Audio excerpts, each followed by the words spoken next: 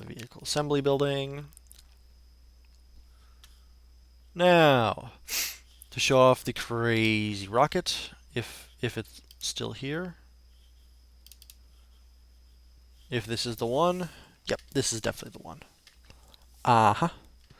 I made one of these, so we'll use. I think it has MechJeb. Yeah, it did. It had MechJeb for a reason. So, because I needed certain stats, and it also helps the Smart SAS to go fly it. Just doing it like this, where you just keep it going straight up. So what I'm going to do is just whoosh. Okay, that was really bad. So let's restart the flight because it started to bend over. And yes, that's giggity. That is what she said. So yeah, we'll restart it. Surface, execute, and as soon as it lets me launch it, I'm going to. But yeah, this will keep me going straight up. And this will show me my speed gained and all that. So, and this shows the bottom one. This thing is actually kind of ridiculous, I have to say.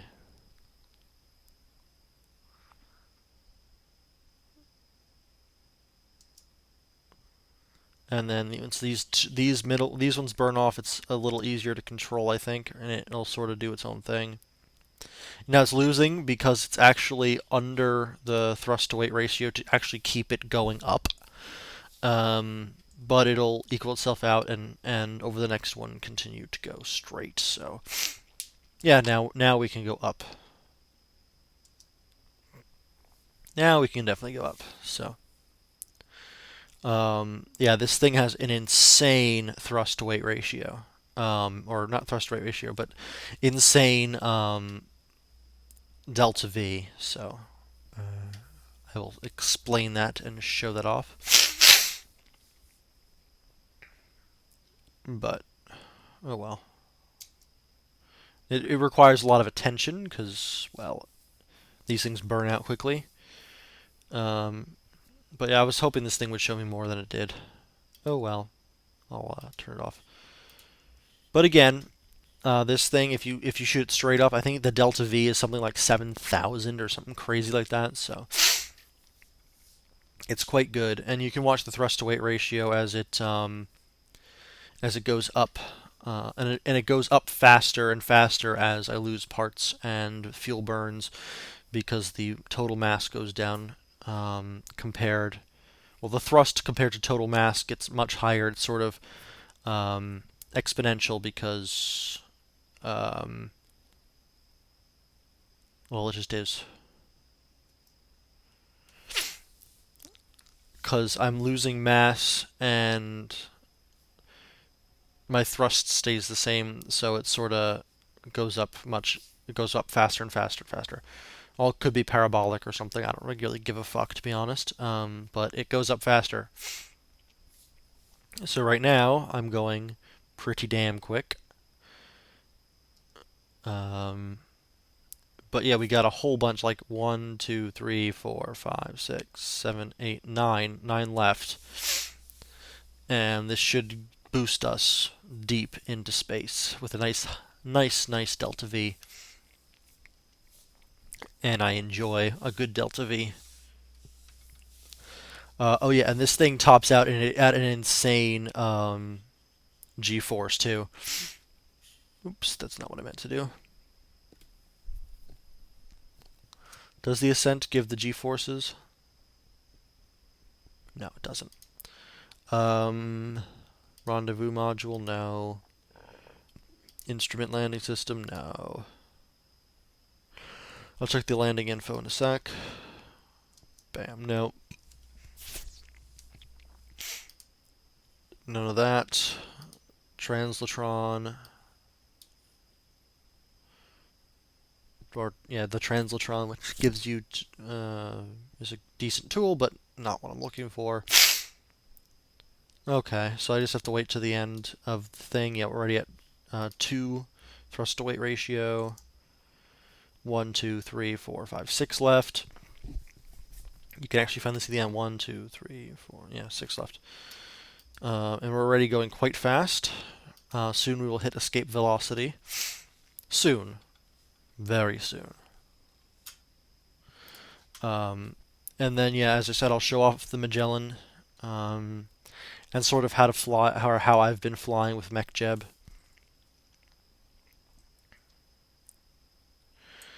And I think it'll sort of prove a little interesting. Yep, we're edging up on 3 thrust to weight ratio now, and this is starting to climb considerably. The G-force. We're now a little over 2 Gs. And bam, next one. That's 3 Gs. We're up over 3.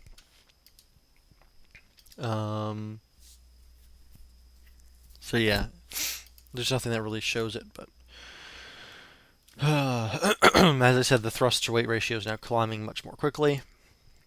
So that's good. Bam.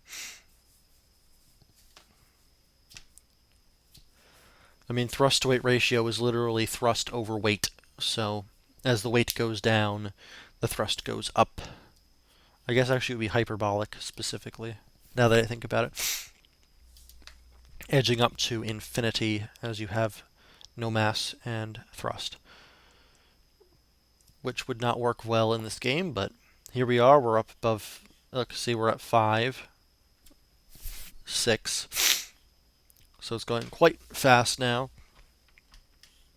4 tons, 3.5, 3.9 tons, so yeah. This thing, as I said, goes super, super fast. And this, I think, is the largest Delta V ship I've built that is strutless. It actually has no struts. And look at our G-forces go crazy. So we're over 10 Gs now, 11, 12 Gs, 13 Gs, 14 Gs. We've got splattered Kerbals, and probably like 18 or 19 Gs at this point, but bam. And then, of course, the Gs go away, and right in the front of the spacecraft, they smack right into it. Or something like that. Anyway, but yeah, to sort of explain what I mean by holy shit Delta V is my periapsis here is 200,000 meters, or 200, or almost 300 million meters, sorry. Let's speed up time here and crash into the sun. I want to check our speed, though. Our total speed as we go directly to there is, we might actually hit the sun. No, we're not close enough, but see, that was pretty good. And look, we've got a floating Kerbin. Thummelorf Kerbin. Thummelorf. Anyway, let's end the flight here. Vehicle assembly building. I'll show you the other thing. And about flying with MechJeb. And yes, the next time we will certainly get on with other stuff. Long plane is long. I couldn't fly that thing. Alright. So all I needed to do for this to make it MechJeb is just sort of that, which is what I did last time. Now let me launch. And this is the Magellan 3, the one that made it all the way around the world, with 2.5 tanks of fuel left. I mean, if you look at it, it's got a lot of fuel.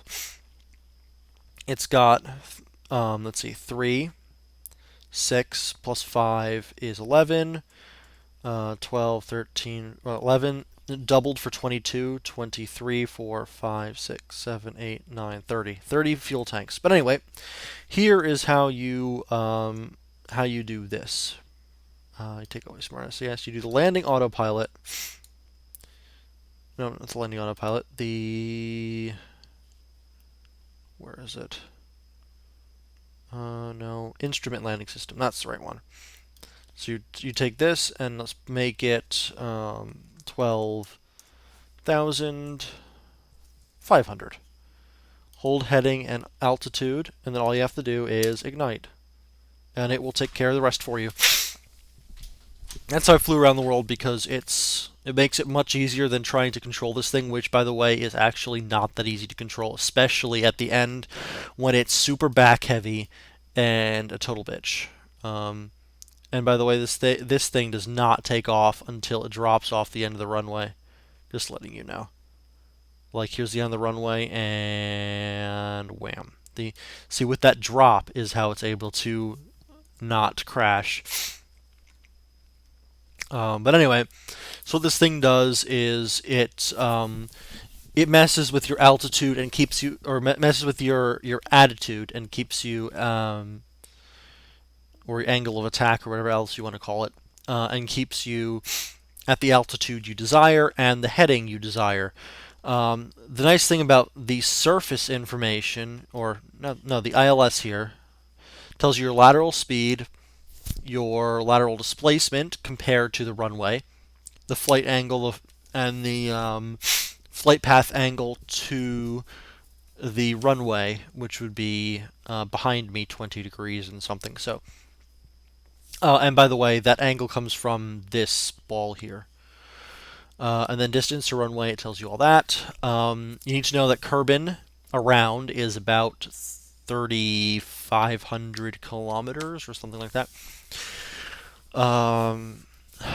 So I think it's actually a little more than that. It's like 3,700 kilometers. But yeah, this thing, to get halfway around the world, it took 22. It took almost 20 fuel tanks just to get halfway around the world. Then the way back was much less fuel than just getting to there. This thing, let me tell you, this plane does not go particularly fast. So, I mean, with 7 engines, it works, it does what it has to do, but it does not fly particularly fast. The thing is, you want to get these kind of engines high quickly because they're more efficient up there and they're faster. So you definitely want to be like 12 to 13 kilometers up. These engines work pretty good up around there, and there's not that much. Like basically, you want to be right at this line, right around this line in the atmosphere, because there's less atmosphere up here than there is down here where we are. So, because there's less atmosphere, it's much easier to fly, and it goes faster and all the other stuff. So that's why you want to be up there. It's more efficient, and so you fly farther. So basically, the way this works is these outside ones feed these ones, which in turn feed these ones, which in turn feeds this one. So these outside ones burn first, then these ones, and then this one. So what you do is once these burn, you drop them. Like so. Bam. Or that could happen. Yay! Look what I did, guys. Except MechJeb is ridiculously good at controlling this thing, so it might actually be able to not kill us. But anyway.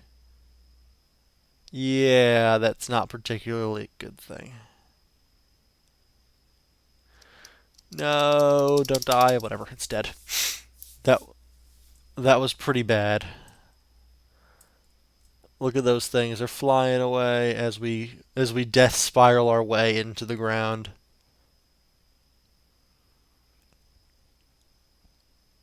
Let me see if I can actually control this.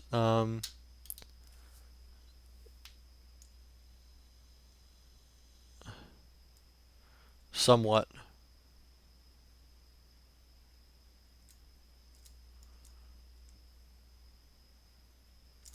Okay, that sort of helps a little bit, or not.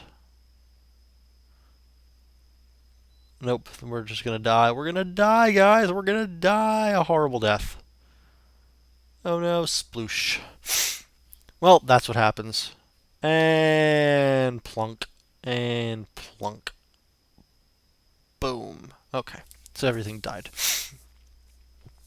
But yeah, that sort of serves as the oops factor. I think I'll show off one more quick plane. I don't know if I've shown this one off before, but for one of the challenges, I made the Well, it's the 747 with the shuttle on it. And you're supposed to be able to get the shuttle off the top and fly it without crashing, but it's quite difficult.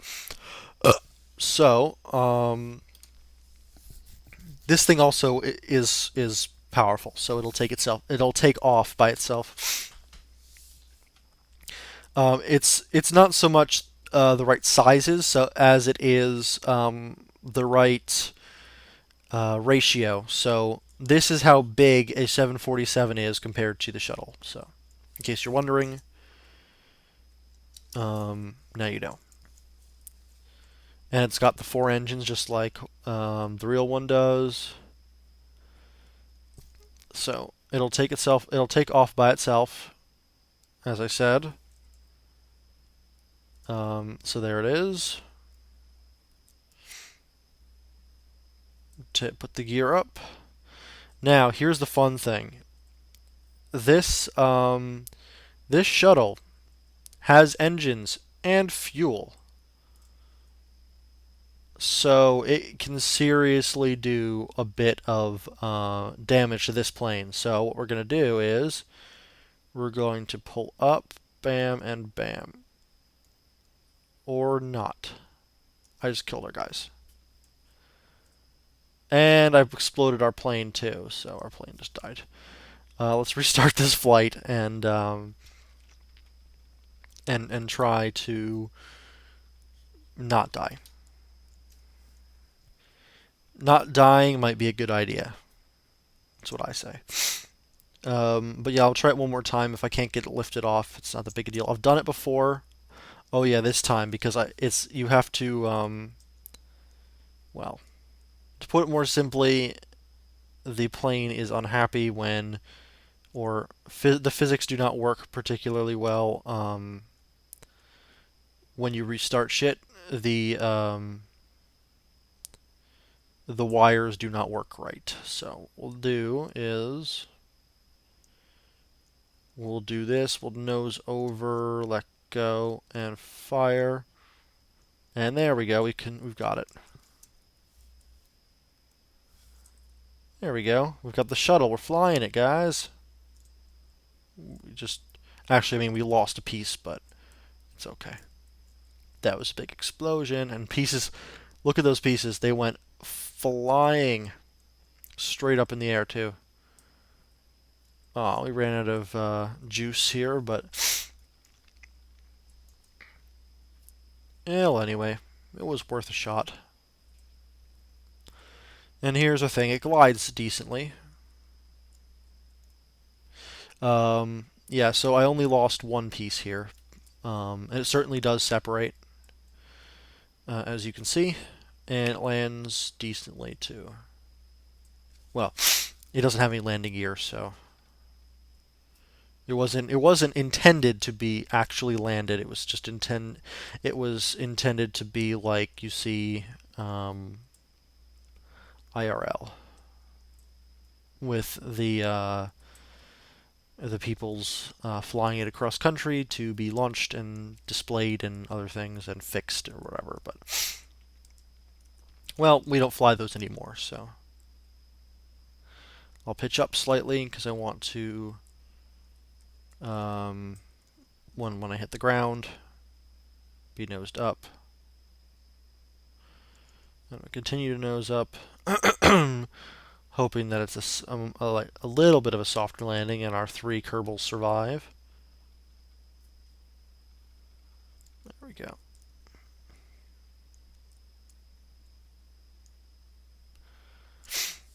So now we're headed down in a little bit of a slower pace, hopefully. Although we are going quite slow. Okay, we're going really, really slow. Really, really, really slow. Oh, pull up, pull up, pull up, pull up. No, don't crash, guys. Oh, there goes the, Are you fucking kidding me? I've never seen that happen. Holy shit. It's floating straight up and down because it had perfectly straight velocity. That thing just skipped over the waters like boink, boink, Boink, boink. And now it's still not like falling over or anything, which is kind of odd. But hey, our Kerbal survived. I'm going to EVA one of them. I'm gonna let go. Let's go for a swim. Hey, look, they have a swimming animation. Yay! Let's put RCS on if they can, and nope.